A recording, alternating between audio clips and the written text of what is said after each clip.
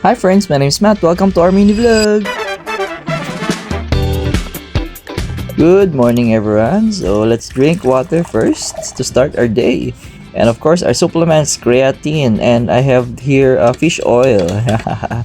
It's good for the body, health, mind, heart. So we're going to run today.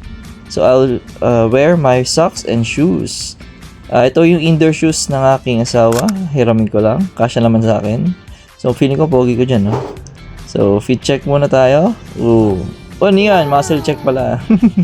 Ano yan? Na-miss niya lang kasi mag-exercise ba? Wala lang gym. Kasi, uy, stretching warm up. Uy, grabe naman yun.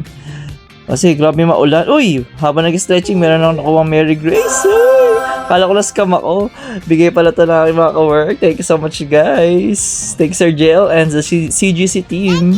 Thank you so much. So, balik tayo pag stretching warm-up. Alright, kasi tayo ay tatakbo dito lang sa treadmill kasi maulan. Basa sa kalsada. Eh, ayoko na maputikan. Yes. Tsaka, may mga ibang part na baha. So, ingat tayo guys ha. Dito mo tayo sa walking pad natin. Walk pad ba tayo dyan? Walking pad. Basta, ibigay ko lang sa inyo yung link dyan sa basket. Dyan sa comment section. So, yun lang guys. 36 minutes lang tayo.